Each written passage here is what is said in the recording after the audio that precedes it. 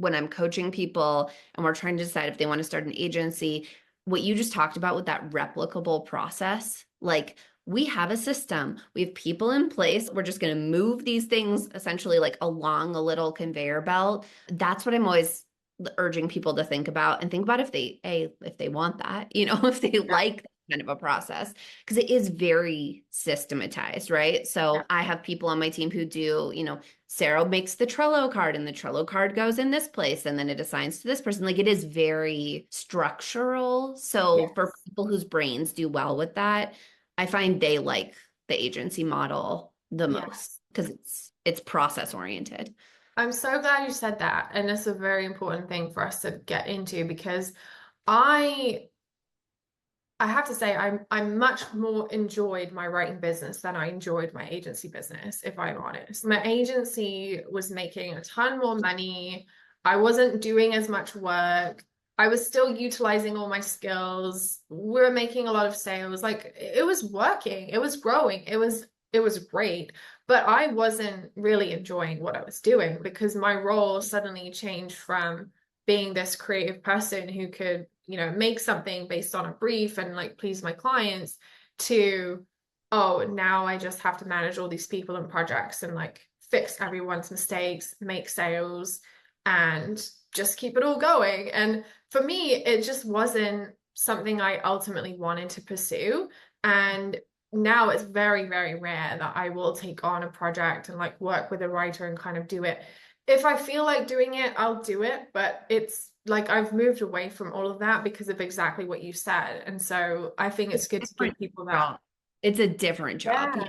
And so I always say, like, I call my agency, it's a boutique agency. We have like 3 retainer clients.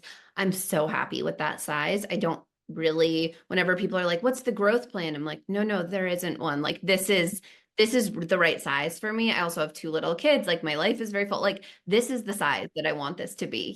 So I think there's also a world in which I'm always saying to people, it's like a little puzzle. Maybe there's a small part of your business that's an agency, or maybe you just want to be the creator, and that is like totally fine, or a Yes. mentor, which is a different thing, like we do, which is more coaching. So, I think like right sizing it feels like an important conversation.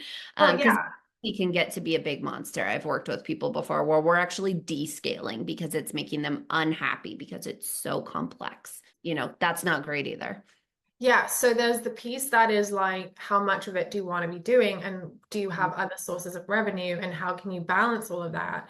But there's also the piece that is like, are you using the skill sets or the parts of your brain that you want to be using? Because in my case, when we were doing all these reports, it was great from a business standpoint because it's like, oh, this is repeatable. We train all these people, like everyone's doing the same thing. It's great.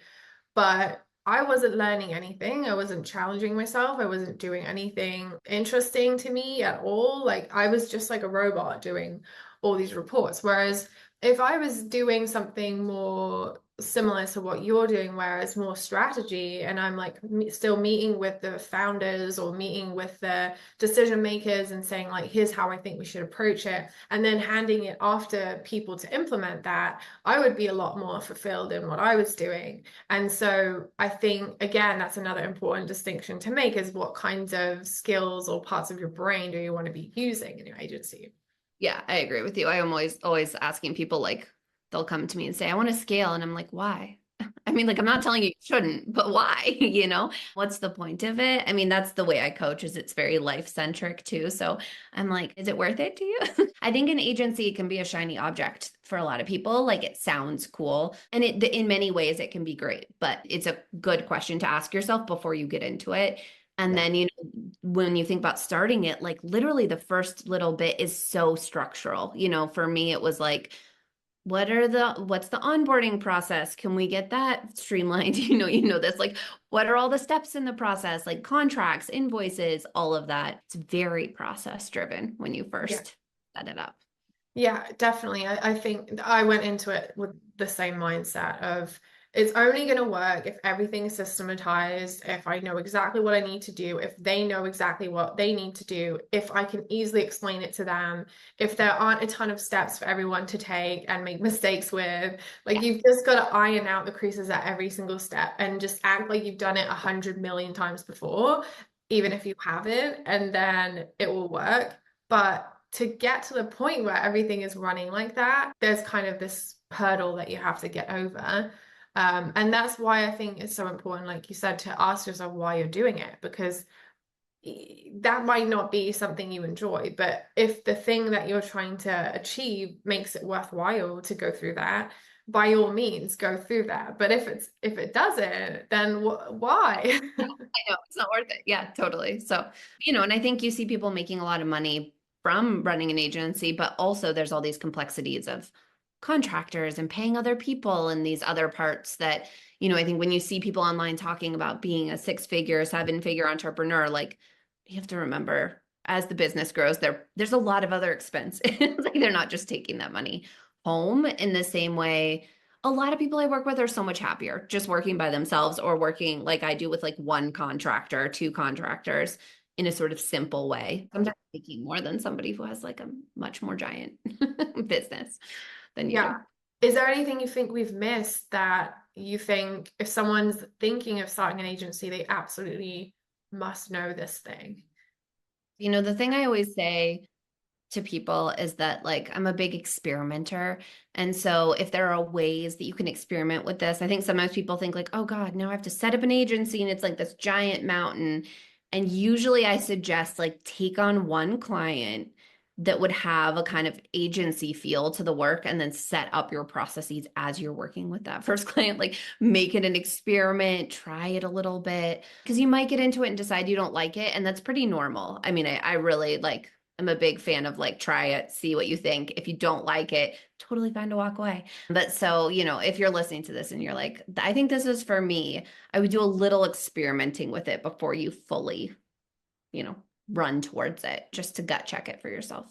Yeah, I 100% agree with you. You just don't know sometimes unless you do it. You can do all the research and prep and talk to all the people and think that you have it all in your head, but when you actually do it, it's a very different story. And it's totally fine to try it and then turn around and say, that's not for me, or make referrals to the other writers in your network. There's always going to be someone who would love to do the thing that you don't want to do. So don't make it that you have to be everything or that you have to do things you don't want to do, because that's the whole reason why we're self-employed.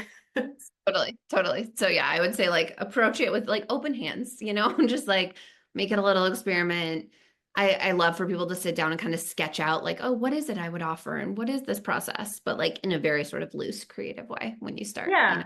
Yeah, I mean, either you could approach an existing client and see if they're willing to do things differently. They may be, they may not. And then it's a negotiation with them and they can kind of pioneer the whole experience, which makes it really real and tangible. And there's an actual reason for doing it, which I'm a huge advocate for. Or it's more like someone comes to you and says, well, could you do this or could you do that? And then you think, oh, in order to accomplish that, I would need to have a team or I would need to do X, Y, and Z. And again, very tangible, real example of a thing that you can do. So if you're open to it, then I think it's looking for those kinds of situations where you can either present an idea or receive an objective and then go back to them with this as a proposal and just let it play out and see what happens. Because as you said, you don't have to just wake up one day and like build an agency.